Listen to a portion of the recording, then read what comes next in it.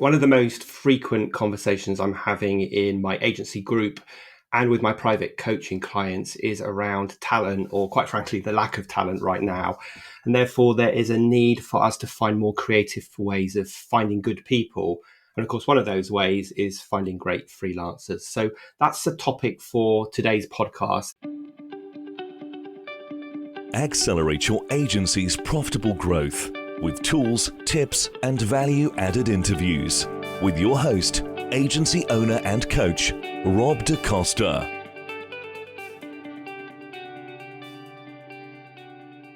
I am really excited to be joined by Shahar Erez, who is the co-founder and CEO of Stoke, an on-demand talent platform empowering companies to adopt a hybrid workforce model that scales as quickly and efficiently as they needed. Now, in 2021, Stoke was acquired by Fiverr for $110 million, just 15 months after coming out of stealth mode. So that is super impressive. And I'm really interested to dig into that a little bit later. But first, welcome to the show, Shahar. I'd love to hear your view on the state of the market for good creative talent right now in 2022. First of all, thanks for having me, Rob. It's great to be here. I think the state of talent, when we founded the company back in 2019, we did the research in 2018. It was already evident that there was a significant shift happening in the market, and we're transitioning from kind of searching for conceptually employees or a long-term engagement to more skill-based engagement. And we kind of got into kind of the early 2020 with kind of a perfect storm. There were multiple forces shaping what we're now seeing in the talent market. First and foremost, companies and agencies need to adapt faster. The type of skills that companies and agencies need is constantly changing. So if you go back, marketing agencies, media agencies 15 years ago were looking for online marketing was a function. No one's looking for online marketing anymore, right? Online marketing is like 15, 20 different people, because we're almost in an era of sub-residencies, right? Everyone is a specialist in LinkedIn or Facebook or Instagram or TikTok. It's like, or videographer or content, right? It's like there's so many different skills that you don't want one-stop shop, one person that does everything and mediocre at everything. You want great people at each of these. So that was a significant trend. Number two, again, pace of change.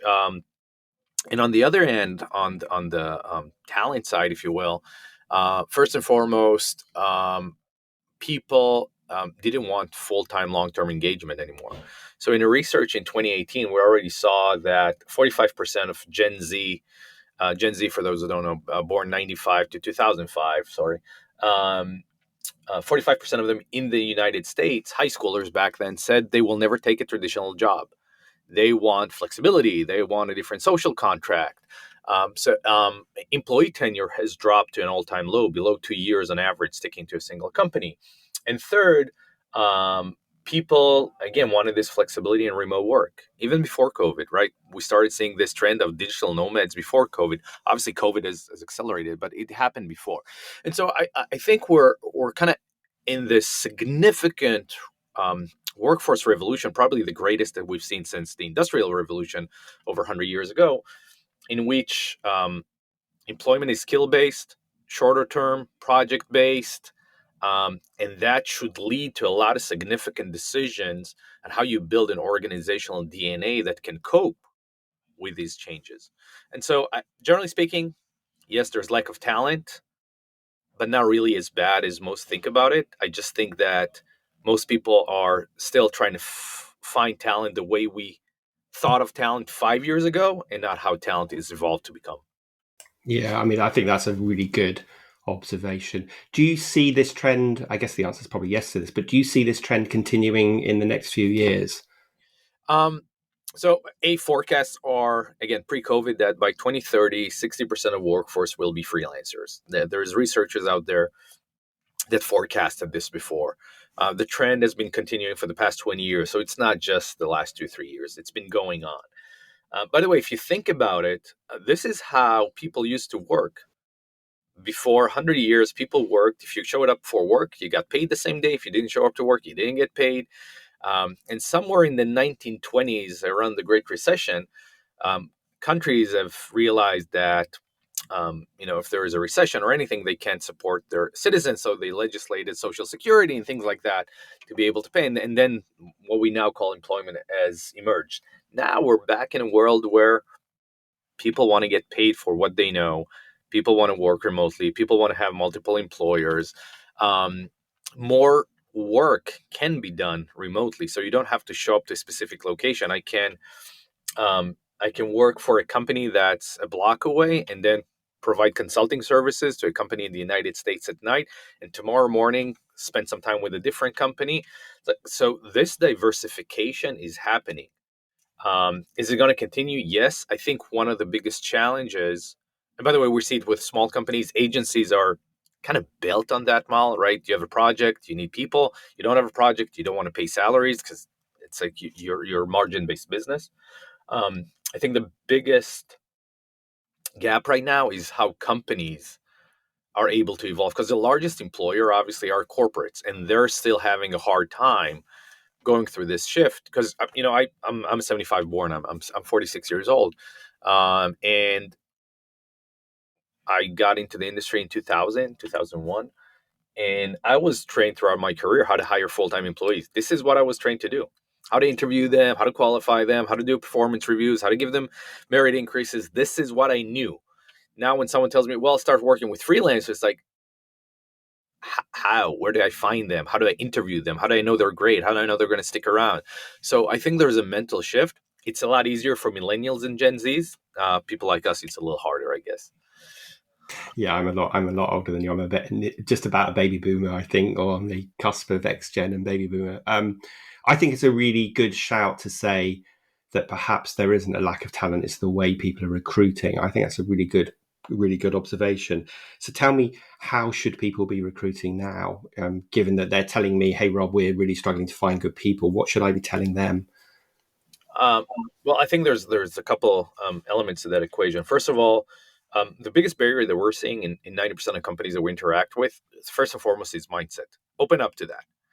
And by the way, most people, when we talk to them, are kind of say, well, I'm looking for a full-time employee. Well, if you find a freelancer, that's okay as well. It's like, no, it's like you got to treat it as a strategic element of the company to start building a flexible backbone and what we call a talent cloud. Start pulling in resources, constantly be recruiting. When I was, when you're in a growth stage company and there's enough cash in the bank, there's this element: always be recruiting for funds, always be recruiting for great people, always have open headcount, because you don't know when you're gonna need that person. It's gonna be too late. It's gonna take you 6 to 9 months. So always be recruiting. Always build out your freelancer database, and change the mindset when you're onboarding a freelancer. When you're opening up to that idea, understand that freelancing is like going out on a date, right? When you're going out on a date, you're not committing to marrying anyone or having kids together. You're kind of saying, let's figure out if we can survive this dinner, grab a drink, and if we like it, we'll have another date, and then another date, and then maybe at some point we'll move in together. When most of us are under the mentality when we hire full-time employees that after 4 dates, we got to get married, right? It's either we get married or we separate. And in freelancing, and the companies that are doing it well really have an open mind that says, if I need something done, I'll find a freelancer. If it's a short-term project, or maybe it's a long-term opportunity, but I'll treat it as a short-term thing. I'll give them a small task to do. I'll see how they work. I'll see how my communication with them works. If it works well, we'll continue, and I'll have more jobs for them over time. And if it doesn't, no hard feelings. You don't have to fire them. You don't have to go through HR. It's like, okay, no new project for you. It's all good. It's all within expectation. One of the companies that does this very well, by the way, is Automatic, the company that developed WordPress. It's public on their website how the process works. So if you want to work with WordPress, you're going to have an online interview. By the way, now they do it through chat, which I find super challenging. I don't know how they interview over chat, but they do. And if you go through that, you'll get a 2-week project. During the 2-week project, small project, you're going to get paid for it. It's not going to get paid for the project. At the end of the project, the people who worked with you, we're going to meet together and say, did we like working with him? What's his professionalism level? Do we think he can be successful? If the answer is yes, you're going to get a 2 months project.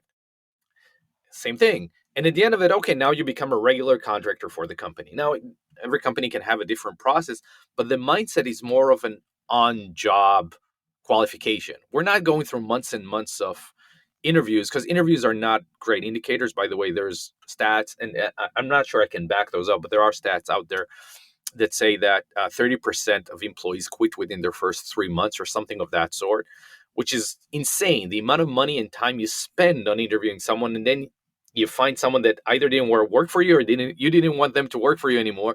It's so costly. Use that energy. Just get people on the job. Let them do some work, figure out how it works, and then start running with them. I would add to that, what we are seeing with freelancers, and companies are adopting this. Freelancers are an acceleration to how the company operates, and people don't think about it often the right way. Freelancers are working for, I don't know. We didn't discuss your career, Rob. I worked for 6 different companies throughout my career. That's my 20 years, 6 companies, give or take. Freelancers work for 5 companies a year, sometimes 2, sometimes 3. So when they're coming to you, they have a significant database of knowledge. They've seen how companies work. They know how to hit the ground running. They know how to interact within your company. Again, some better than others. They're not all the same. And that helps the company significantly learn what worked well at other companies, what failed at other companies. So you're literally pumping up knowledge and capabilities into your organization when you adopt that approach. Yeah, that's so good. I acknowledge with my hands in the air that I might need to change my mindset a bit about this. So my next questions might be a bit of old paradigm thinking. But so first of all, how do you stay profitable when you're hiring freelancers, which potentially cost more than the equivalent full-time person? Maybe that's the wrong thinking. I don't know if it's the wrong thinking. When you're looking at the biggest motivation to hire freelancers, money saving is number 5 on the list. It's faster time to market, operating at full capacity, flexibility in the organization. There's a lot of different reasons. Financials are might be a reason, but it's not the leading one. Generally speaking, I am almost impartial about the cost of freelancers. Generally speaking, some of them will be more expensive, some of them will cost less. But the thing is, if you right size the project to your budget, you're able to do that with freelancers, which you can't with employees. So the way I started with Stoke, we didn't cover it, but I was working for the company. I was acting CMO for a company, and I took over the team. There were, I think, 10 people in marketing back then, and marketing was, I'd give it a B minus back then. The execution level. And I wanted to do some things, and I found it's like, this is the team I have.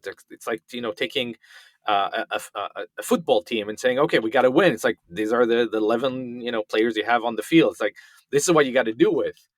And I realized, like, there's no way to make any significant change. So I think it was week 1 or 2 on the job, I laid off half the team. I fired half the team. And with it, I had, I think it was $700,000 now made available because I didn't have a headcount anymore. And I deployed all the dollars into freelancers. And within 3 months, I tripled all of previous year's leads. And it's not because I'm a great marketeer. That wasn't the case. But I was able to take those $700,000 and get, an expert SEM person for 2 days a week, an SEO person for 1 day a week, someone to clean up our email template, someone to clean up our Salesforce, designers to content writers. Like, I got people in right sized to what I needed. I don't need a full-time SEO expert. I didn't have that much to do, but I wanted someone to do it right. 1 day a week was good enough for me. And so from a budgetary perspective, it actually worked a lot better for the type of business I ran. Now, for agencies, which I know are some of the subscribers on this, I think for agencies, it's a lot more efficient because at the end of it, you're running project-based. Everything is project-based. So you can keep your margins. So you have a margin for a project, you have a target margin, you know how much you want to put into a project, and you can actually track that constantly. If you have an employment line item, doesn't matter if you have less or more projects, you're still spending the same amount.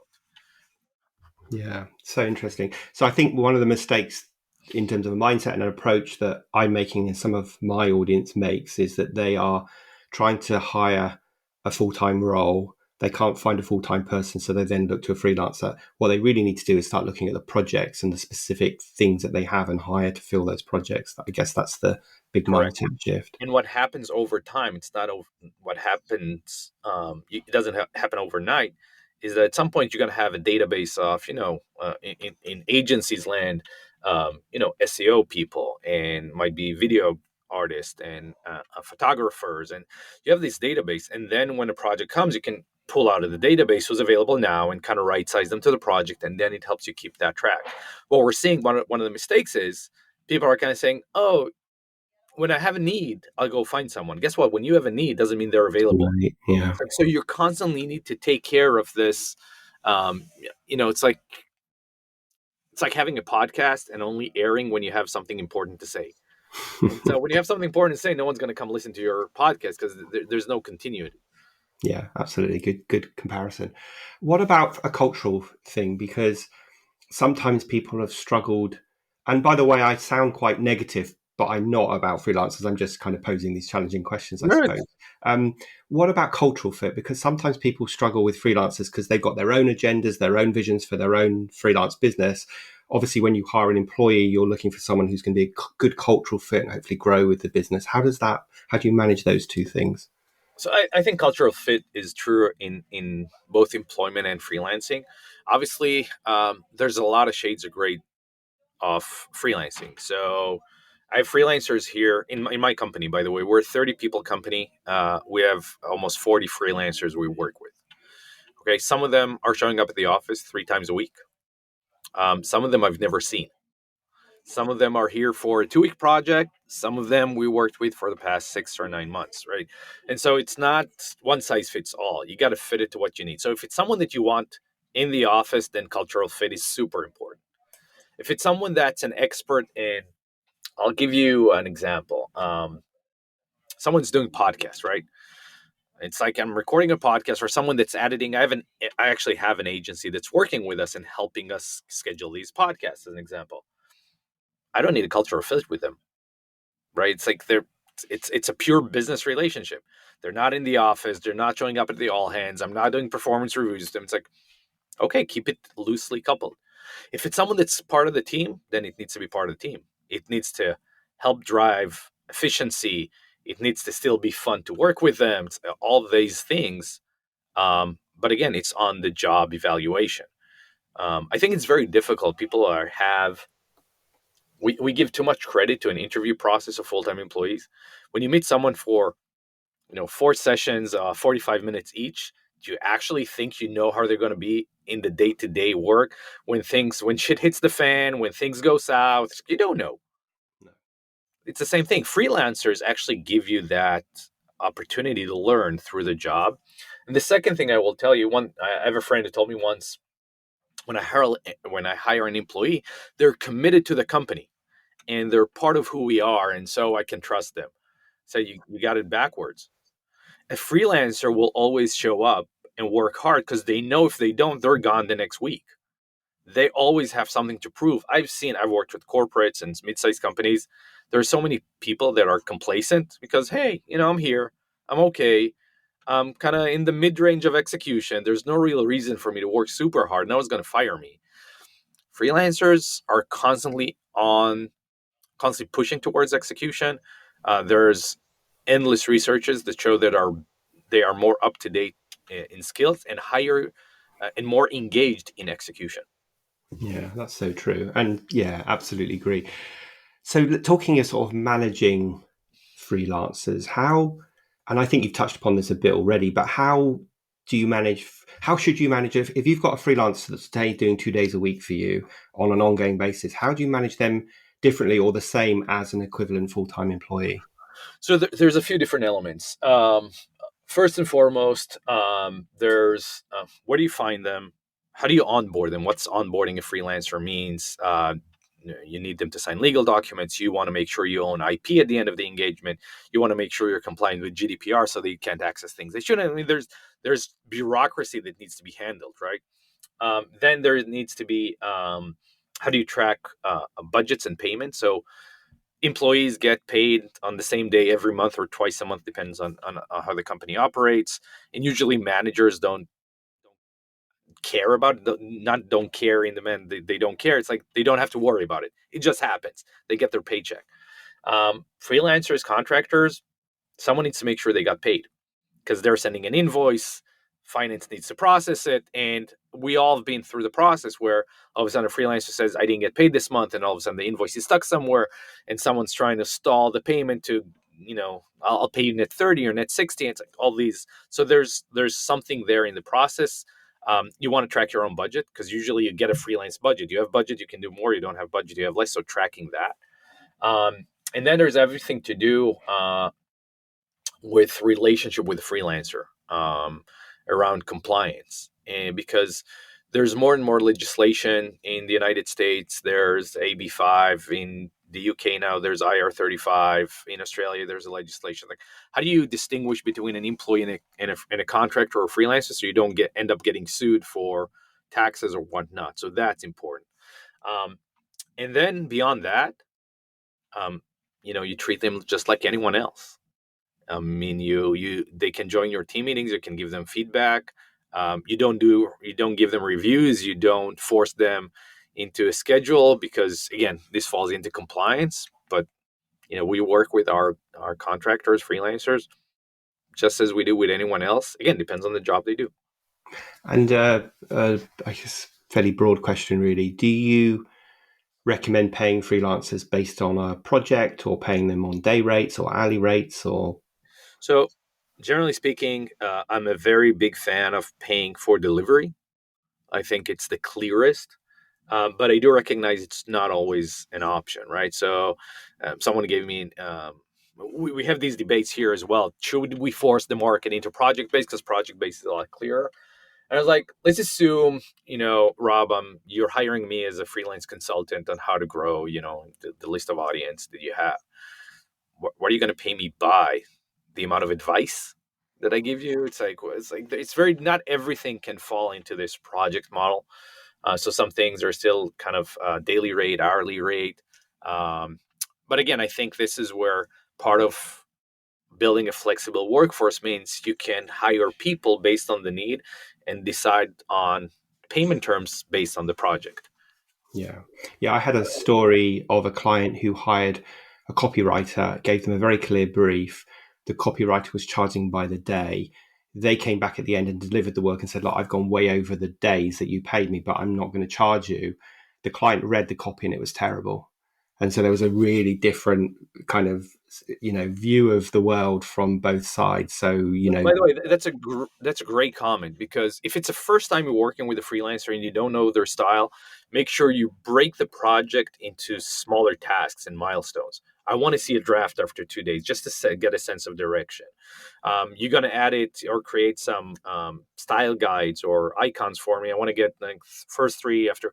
Make sure that in the relationship, you're kind of structuring it to the smallest size of project you can to start getting a sense, is this heading in the right direction? Because the last thing you want to deal with is frustration on both sides. Like, this is what I understood. This is what you said. Once there's trust, then everything is okay because you can trust them. But up until that point, make sure you break it down to the smallest milestone you can to gain that confidence. It's a great comment. Yeah, good advice. So one more question before we talk a bit more about Stoke. So if I'm listening to this podcast and I'm nodding my head, agreeing with everything that you're saying, and I'm thinking I've tried all the normal channels to find this freelancer pool, but I'm really struggling because they're in demand at the moment. What advice would you have about that? So first of all, I doubt anybody tried all because there's about 1,000 marketplaces out there. So it's pretty much impossible. When we built Stoke, we didn't build it with kind of saying, hey, we're going to build our talent pool and we're going to have a better talent pool than everyone's saying the same thing. We built Stoke as a platform for companies to manage, first and foremost, the freelancers that they find and manage. 90% of freelancers within companies were joined the company through word of mouth and not through any platform. And so we said, first, we'll help you get all these people that came in through word of mouth and build this talent cloud. And then when you're searching for talent, we're not going to build our own talent pool. We're actually going to integrate with multiple marketplaces. So you don't have to care if that talent was registered on platform A, B, or C. All you need to care is that you'll get the right talent to fit your need. The most important advice is, if it's a small project, take a risk. If it's a small project, a few $100s. When I started the company and I need content writers, I put posts for $150 for a $500 blog, 500 word blog post, give it to 3 different freelancers, saw 3 different styles, picked the one that I want. And yes, I ended up spending $300 on people that I never worked with. It was worth it to find the person that I wanted. It's $150. If you're going after an engineering project that you're going to spend $100,000 on, obviously spend some more time talking to them, interviewing them. Again, spend the time to understand how you want to hire them and how you want to work with them. The most important thing is start building your pool of talent and managing that pool of talent more than anything else. Yeah. Okay. Good advice. So let's talk a little bit about Stoke Talent. So I am interested to know, well, obviously share with the listeners about what Stoke does, but also I'm interested to learn more about the recent acquisition by Fiverr. And was that always in your plan when you started the business? No, obviously not. I never thought I'm going to sell the company so quickly. We just raised our A round 3 or 4 months before we got acquired. So obviously that wasn't the plan. So we built Stoke with the understanding that in order for the gig economy to become mainstream, corporates will need to adopt it. And for companies to adopt it, we'll need to build a platform that's not behaving like a standard marketplace. When you swipe your credit card and someone does your kid's birthday video, like, Upwork and people per hour and Fiverr. And it's like, how do you build a platform that's ready for serious use, if you will? And that's what we started building with Stoke. It's really about meeting the company's needs. It's like teams and departments and approval processes and budget management and building your own personal talent cloud and internal reviews, things that don't go outside, and processing payments in a different manner. It's really fitting it to how companies think. How do you manage multiple projects? We have companies managing their clients within Stoke. It's really how to fit it into that paradigm. How to control expenses, because it's difficult to control expenses with freelancers. You almost need a full-time finance person. We have an agency just now that onboarded 2 months ago and saved $8,500 a month because they had a full-time person just tracking all the various invoices from the 50 freelancers they work with. So that's that. I started the company and I thought it's going to be a long journey because the market was very early days. I mean, most companies were still aren't looking for a freelance management system. COVID obviously has accelerated things. And I met the Fiverr team multiple times. They're down the street from where our office was. And I consulted them a few times, the industry, where things are heading towards and so forth. And last August, out of the blue, they called us up and said, hey, we think that the market is maturing in the direction you guys have been talking about. Businesses will start adopting. Future work is more reliant on freelancers. We want to accelerate our penetration into the market. What do you think about us acquiring you? So, my first reaction was, we just raised $15 million. We have enough money in the bank. We're not in a hurry to sell. But A, Fiverr is a great company. Let's have a conversation. And B, if we can work out what the day after looks like and we can work out commercials, then I'm obligated to building a successful business. And so, Wow. Congratulations. Thank you. What's in the future? Do you know what the future plans are for Stoke and how Fiverr might use you? So obviously Fiverr is super successful. I'm still at awe at all the achievements this company has been able to create and their market penetration and the volume that we're seeing and the type of companies that are using them. But company is generally focused on Fiverr generally focused on small medium businesses, solopreneurs. That's been the focus. Our focus is more B2B, up the stack. Companies with hundreds of employees, a few thousand employees, and so obviously there's a lot of synergies there. Fiverr has a great talent pool with an application for corporates, and now as we're starting to build this B2B business, obviously we have a lot of strong assets that will allow us to go together. Right now, we're keeping Stoke as a standalone company within Fiverr, so we're Fiverr owned, but we are maintaining our plans for 2022 while starting to build these synergies with the Fiverr marketplace. Yeah, exciting times, and what, like you say, what a great fit between the two businesses. I've used Fiverr many times for doing various things along the way, and found the good, the bad, and the ugly from hiring people on there. So I think with Fiverr, if ever there was that adage, you get what you pay for. It's very true on there. So exactly, it's a very clear project based delivery, 100%. I think Fiverr represents very well how to do this in project based. I think when you're getting into longer term engagement, it becomes a little more complicated. Yeah. Well, listen, we could talk for ages about this. It's such an interesting and important topic. In fact, I'm just sitting here thinking I need to share this with my private clients, this interview, because so many of them, I think always in the business world, or specifically in the agency world, the top two conversations are around new business and talent. And I think in the last 18 months, they've switched to be talent first, business second. So it's such an I can tell important topic. we have a large agency or a mid-sized agency in Germany that completely flipped their business model since starting work with us. I think it was last November, October 2020. COVID led agencies into kind of, okay, what do we do now? How do the financials? How do we run the business? And they start working more with freelancers, relying on us, and they kind of, the way they said, Stoke has become our secret weapon because now we're far more efficient. We're right sizing to project. Our margins have improved. Our operational efficiency is improved. So, but it requires a decision. We're really going to go after this thing. Yeah. Yeah. Good. Well, listen, let me ask you the same question I ask all my guests, which is if you could go back in time and give your younger self just starting out in business a piece of advice, what would it be? I'd say two things. Number one is always be networking.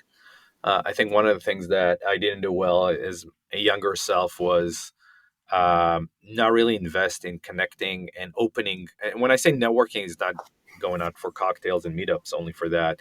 It's really about networking to learn how other businesses operate, learn how other people have succeeded and failed, and learning through that. And the second, and it's probably related, is how to, I'm coming to say personal and brand, although I think we're overly used the term personal and brand these days. It's not about being vocal and putting yourself out there, but investing in who you are, what it is you know how to do, where you want to place yourself. I think it's super important. But by far, open up, meet up with people, take risks meeting up with people. By the way, that's one of my biggest learnings at Stoke. I was complete opposite than how I behaved, 10 years before that. Every meeting that someone wanted I took every meeting I got, every meeting with any person. And 80% of them were successful in learning, not successful in closing a business. And 20% were a waste of time, but you got to embrace that waste of time as well. Because look at the bigger. You learn something there, don't you? So about that. I mean, that's why I love doing this podcast, because I learn from people like you every single day, which is fantastic. And it just helps me change my mindset and my view of the world, which in turn helps me help my clients. So if people wanted to find out more about you and about Stoke, where would be the best place for them to go? We're at stoketalent.com. So you're more than happy to check us out. Happy to jump on a call and run a demo or whatnot. I'm mostly on LinkedIn, Shahar Erez. Feel free to reach out if I can help with anything, provide any advice, by all means. Fantastic. Well, I will share both of those links in the show notes, and congratulations again on the sale. And thank you so much for joining us today and sharing your wisdom with the audience. Thank you. Thanks for having me, Rob.